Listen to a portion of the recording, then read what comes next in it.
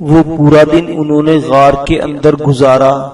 برف باری اب تھم چکی تھی، بادل چھٹ گئے تھے اور آسمان صاف ہو گیا تھا۔ جب شام ہو گئی اور اندھیرا گہرا ہو گیا تو عامر کے کہنے پر نقیب گھوڑوں پر زینے ڈالنے اور بستر لپیٹنے لگا۔ عامر نے پہلے صبور کے ہاتھ پشت پر باندھے، پھر اس کے منہ پر کپڑا باندھ دیا۔ صبور سے فارغ ہو کر جب وہ راشیل کی طرف بڑھا تو راشیل نے انتہائی بے چارگی اور منت کرتے ہوئے کہا، میرے ہاتھ اور منہ نہ باندھیے، ان تاکیہ سے یہاں تک اس حالت میں سفر میں نے نہایت تکلیف دہ حالت میں گزارا ہے، میری طرف سے آپ مطمئن رہیے۔ میں نہ تو بھاگنے پاؤں گی نہ ہی مدد کے لیے کسی کو پکاروں گی، میں بالکل بے ضرر ثابت ہوں گی، مجھے آپ سے کوئی خطرہ نہیں۔ میں صبور جیسے بھیڑیے کو مدد کے لیے پکارنے سے آپ کی پناہ کو ترجیح دوں گی۔ عامر نے ہاتھ میں پکڑی ہوئی رسی اور کپڑا دونوں خرجین میں ڈال دیے۔ اتنی دیر میں نقیب کوچ کی تیاری کر چکا تھا اور دونوں بستر بھی لپیٹ کر اس نے زینوں سے باندھ دیے تھے۔ نقیب نے صبور کو اٹھایا اور اپنے گھوڑے پر لاد کر اس پر کمبل ڈال دیا۔ راشیل کمبل لپیٹ کر خود ہی اٹھی اور عامر کے گھوڑے پر بیٹھ کر اس نے اپنے آپ کو اچھی طرح کمبل میں لپیٹ لیا۔ عامر اور نقیب بھی سوار ہو کر غار سے نکلے اور واپس اس راستے کی طرف روانہ ہوئے جسے چھوڑ کر وہ پناہ کی خاطر اس غار کی طرف آئے تھے۔ ایک جگہ جہاں چشمے کا پانی کوہستان سے اتر کر نشیب کی طرف بہ رہا تھا، عامر رک گیا۔ نقیب نے بھی اپنے گھوڑے کو روک لیا اور عامر کی طرف دیکھنے لگا۔ عامر نے نیچے اتر کر مشکیزہ پانی سے بھر کر زین سے باندھا اور دونوں اپنے گھوڑوں کو لے کر جنوب کی طرف جانے والی شاہراہ کی طرف دوڑانے لگے۔ دوسرے روز دوپہر کے قریب عامر اور نقیب نے چوبی پل سے جوئے جبلہ پار کیا، پھر وہ اپنی وادی میں داخل ہوئے۔ جب وہ کچھ فاصلے پر آگے بڑھے تو انہوں نے دیکھا کہ پہاڑ کے اوپر اور دامن میں ان گنت بکریاں چر رہی ہیں اور ایک بوڑھا جو اربوں جیسی قبا پہنے ہوئے تھا پہاڑ کے اوپر کھڑا بکریوں کی نگہداشت کر رہا تھا۔ اس کے ہاتھ میں بربط تھا جسے بجا کر وہ گا رہا تھا۔ عامر اور نقیب اس بوڑھے چرواہے کو پہچان نہ سکے، نہ ہی وہ اس کے گیت سن پا رہے تھے۔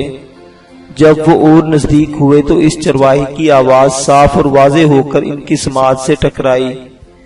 آواز کا سوز اور لہن مغنی ایسا پرکشش تھا کہ گویا رازوں کی طلسم، صبح نجات کی طرح دل فریب، افسون و انتظار کی طرح پرتاثیر اور سنہرے خوابوں کی طرح خیرہ کن۔ اب اس نغمہ زن مغنی کے اشعار انہیں صاف سنائی دے رہے تھے۔ بربط کی مدت دھن پر وہ اپنی فسون خیز آواز میں گا رہا تھا۔ جب بجلی چمکتی ہے تو اس کے درمیان سے اس طرح ظاہر ہوتی ہے جس طرح کوئی عذرا اپنا چہرہ تاباں کر کے سیاہ زلفوں کے اندر سے نمودار کرتی ہے۔ کتنے ہی لشکر ہے جو اس کے ہاتھوں رنج و مصیبت پر تباہ و برباد ہو گئے اور پھر سطوت و شوکت رکھنے والوں کو الٹے پاؤں واپس ہونا پڑا۔ اگر اس کے برج سیاروں کی طرح حرکت کرتے ہوئے تو ان پر افلاک کے سیارے بھی گنے جا سکتے تھے۔ وہ وقت دور نہیں کہ یہ قلعہ اپنی بلندی اور رفت و استحکام کے باعث فلک محیط کی گردش کو روک دے گا۔ پہاڑ کی چوٹی پر بربط بجا کر گاتا ہوا مغنی عامر اور اس کے ساتھیوں کو دیکھ کر اچانک خاموش ہو گیا۔ اس نے اپنا بربط زمین پر رکھ دیا، ایک پتھر کے قریب بیٹھ کر اس نے کچھ لکھا، پھر وہ کاغذ جس پر اس نے کچھ لکھا تھا ایک تیر سے باندھا اور اس تیر کو اس نے عامر کی طرف چلا دیا۔ تیر سنسناتا ہوا عامر کے قریب آ کر زمین میں پیوست ہو گیا۔ عامر آگے بڑھا اور تیر سے بندھا ہوا کاغذ اس نے کھول کر پڑھا۔ اس میں لکھا تھا، اے کوہستان جبلہ کے مسافروں رک جاؤ، یہ وادی سرحدی عقاب کی ہے اور اس کے ہر پتھر کے پیچھے تمہیں سرحد کا ایک پاسبان نظر آئے گا۔ میرے دوسرے فیصلے تک یہیں رک کر انتظار کرو۔ خدا کی قسم اگر تم لوگوں نے اپنی مرضی سے آگے بڑھنے کی کوشش کی تو میرے تیر تم سب کا سینہ چھلنی کر دیں گے اور پھر تمہارے پاس سوائے پچھتاوے کے کچھ نہ رہے گا۔ عامر اور نقیب اپنے گھوڑوں کو ایک جگہ روک کر کھڑے ہو گئے۔ عامر نے نقیب کی طرف دیکھتے ہوئے کہا، نقیب، نہ جانے یہ چرواہا کون ہے؟ اس کی تحریر میں حب الوطنی اور شجاعت کے رنگ ہیں، ایک اپنائیت ہے اس کے الفاظ کی ادائیگی میں، درد و سوز ہے اس کے لہجے میں، ایک محافظ اور اس کی آواز میں سرور کا آہنگ میرے لیے شناسا ہے۔ ایسے لگتا ہے برسوں پہلے یہ آواز مجھ سے بچھڑ گئی تھی، آج پھر میرا راستہ روک کر کھڑی ہو گئی ہے۔ کاش میں جان سکتا میری قوم کا یہ محسن، میری ملت کا یہ بزرگ کون ہے اور کب ہماری اس وادی میں داخل ہوا ہے۔ عامر خاموش ہو گیا کیونکہ اس بوڑھے چرواہے کے اشارے پر کچھ جوان اپنی تلواریں سونتے ہوئے پہاڑ سے نیچے اترنے لگے تھے۔ ان کے پیچھے پیچھے وہ بوڑھا بھی نیچے اترنے لگا، لیکن اس کی رفتار دوسروں کی نسبت سست تھی۔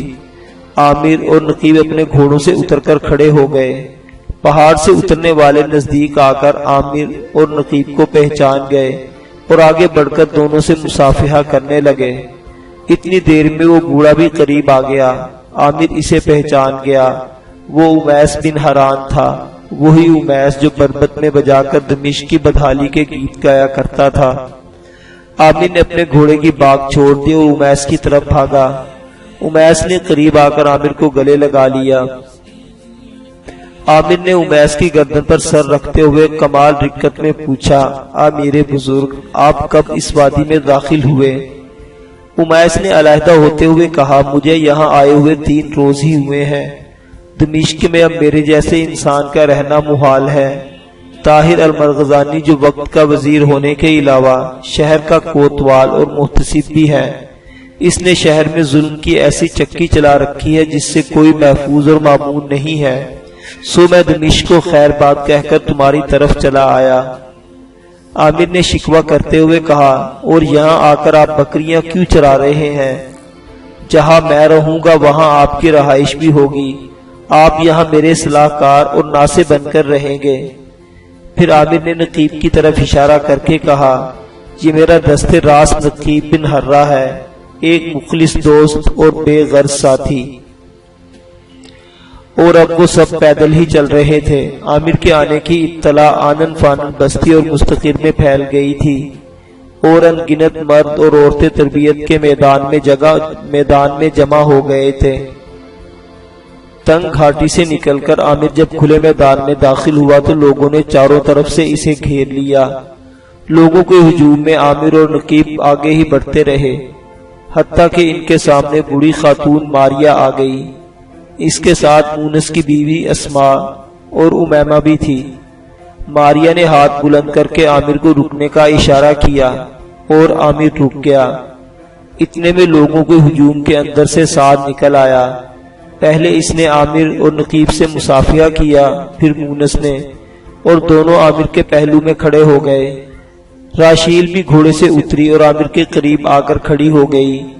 اتنے لوگوں کے ہجوم میں وہ خوفزدہ ہو گئی تھی، اس لیے وہ عامر کے قریب کھڑی ہوئی تھی۔ عامر کے اشارے پر نقیب نے سبور کے ہاتھ کھول کر اس کے منہ پر بندھا ہوا کپڑا بھی ہٹا دیا، اور وہ بھی نیچے اتر کر نقیب کے قریب کھڑا ہو گیا۔ ماریا آگے بڑھی اور انتہائی مایوسی کے عالم میں عامر کو دیکھتے ہوئے اس نے پوچھا، اے سرحدوں کے پاسبان، میری بیٹی کہاں ہے؟ عامر کی گردن جھک گئی اور وہ ماریا کو کوئی جواب نہ دے سکا۔ ماریا آگے بڑھی اور عامر کے دونوں شانے پکڑتے ہوئے اس نے نہایت شفقت اور ہمدردی سے کہا، نافع کے بیٹے، گردن نہ جھکا، منہ اوپر اٹھا کر مجھ سے بات کرو۔ میں دیکھ رہی ہوں تم سبور کو اٹھا لائے ہو، بتاؤ میری بیٹی کہاں ہے؟ بلا جھجک کہہ دو کہ اس دنیا میں جب کہ میرا کوئی سہارا نہیں رہا، اب تم ہی میرے بیٹے اور غم گسار ہو۔ کہہ دو، بلا جھجک کہہ دو، کیا ہوا میری بیٹی کو؟ عامر کی آنکھوں میں آنسو آ گئے اور اس نے لرزتی ہوئی آواز میں کہا، اے ماں، میں شرمندہ ہوں، میں تمہاری بیٹی کو نہ لا سکا۔ پھر اس نے سبور کی طرف اشارہ کرتے ہوئے کہا، اس نے تمہاری بیٹی کو انطاکیہ کے ایک رئیس کے ہاتھ فروخت کر دیا تھا۔ اس رئیس نے جب تمہاری بیٹی کو بے آبرو کرنا چاہا تو اس نے خودکشی کر لی۔ پھر عامر نے راشیل کی طرف اشارہ کرتے ہوئے کہا، سبور کے ساتھ ساتھ میں اس رئیس کی بیٹی کو بھی اٹھا لایا ہوں۔ چاہو تو اس سے اپنی بیٹی کا انتقام لے لو، جبکہ گناہگار اس کا باپ ہے یہ نہیں، اور چاہو تو اس کو بیٹی بنا کر رکھو۔ ایک دم غصے میں بڑی ماریا کا چہرہ سرخ ہو گیا۔ ایک جھٹکے کے ساتھ اس نے عامر کی تلوار کھینچ لی۔ راشیل خوفزدہ ہو گئی اور تیزی سے حرکت میں آ کر عامر کے پیچھے کھڑی ہو گئی۔ ماریا نے عامر کی تلوار لہرائی اور پھر صبور کے سینے میں گھونپ دی۔ تلوار صبور کا دل چیرتی ہوئی نکل گئی اور وہ زمین پر گر کر دم توڑ گیا۔ ماریا اب ہاتھ میں خون آلود تلوار لیے راشیل کی طرف بڑھی۔ راشیل عامر کے پیچھے کھڑی خوف اور دہشت میں بری طرح کانپ رہی تھی۔ ماریا نے آگے بڑھ کر راشیل کا ہاتھ پکڑتے ہوئے کہا، تو خوفزدہ نہ ہو، تیرا کوئی قصور نہیں، تو یہاں میری بیٹی بن کر رہے گی، تیرے لیے تفکر اور غم کا کوئی اندیشہ نہیں۔ راشیل کے ساتھ ساتھ ماریا نے عامر کا بھی ہاتھ پکڑ لیا اور ایک ماں کے لہجے میں کہا، تو بھی میرے ساتھ چل بیٹا، آج سے تم ہم سب کے ساتھ مونس کی حویلی میں رہو گے۔ عامر چپ چاپ ماریا کے ساتھ ہو لیا۔ نقیب، سعد، اسماء، امیمہ اور مونس بھی ان کے پیچھے پیچھے چلنے لگے۔ دوسرے لوگ اب اپنے اپنے گھروں کو واپس ہونے لگے۔ جب سب حویلی میں داخل ہوئے تو عامر نے دیکھا مونس نے اپنے اور اسماء کے لیے حویلی کے صرف 2 کمرے اپنے پاس رکھے تھے اور باقی کے 5 کمرے عامر، نقیب، سعد، ماریا اور امیمہ کے لیے وقف کر دیے تھے۔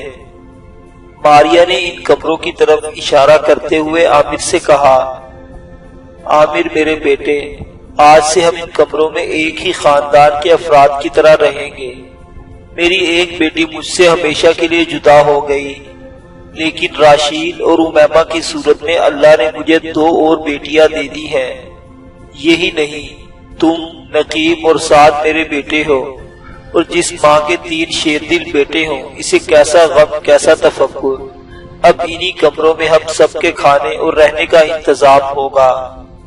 ماریا سب کے ساتھ ان کمروں کی طرف چلی گئی۔ پرداز تخیل اور پیاسے صحرا میں اٹھنے والے گروز کی طرح دن گزرتے رہے۔ عامر دن رات محنت کر کے اپنی قوت میں اضافہ کر رہا تھا۔ اب دور دور کی سرحدی بستیوں کے مسلمان بھی اس سے پورا تعاون کر رہے تھے۔ اب اس کے پاس 8000 مسلح اور تربیت یافتہ مجاہدوں کا لشکر تھا۔ وہ 9 آموز سپاہی جو ابھی زیر تربیت تھے۔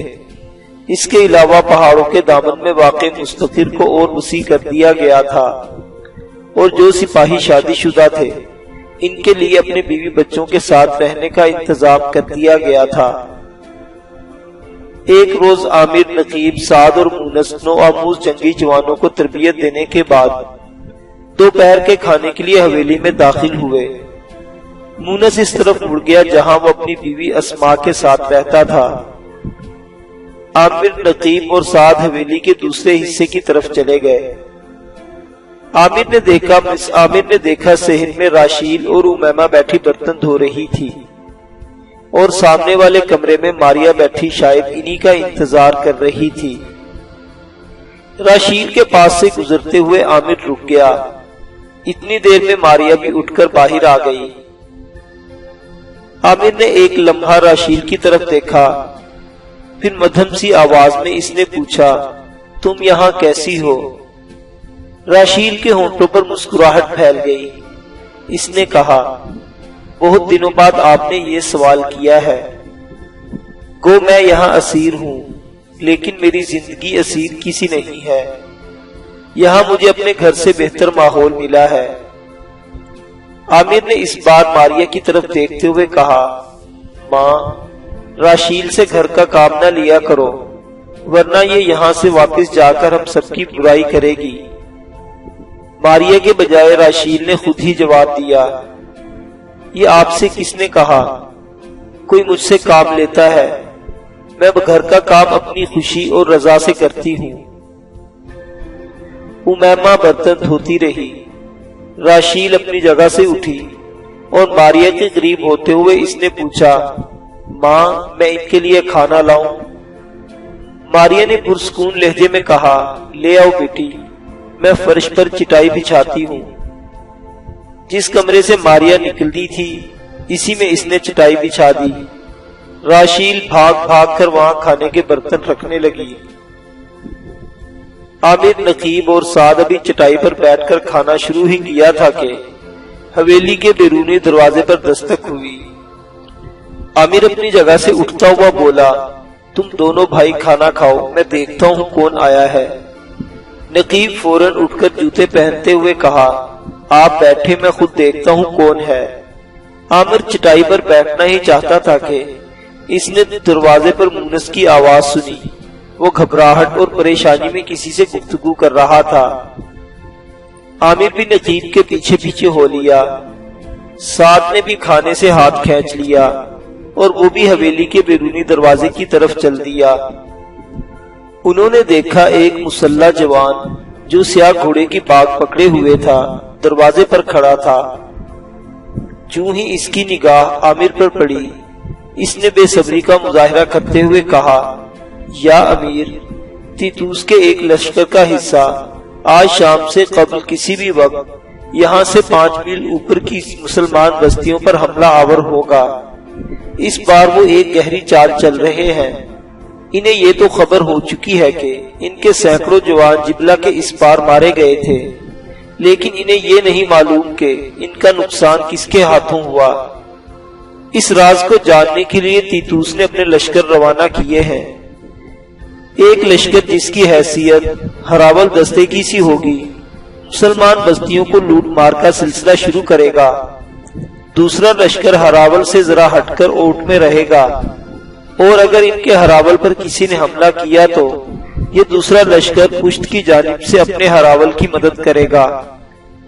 اس طرح تیتوس یہ جاننا چاہتا ہے کہ اس کے لوٹ مار کرنے والے لشکروں کو کیسے اور کون نقصان پہنچاتا ہے۔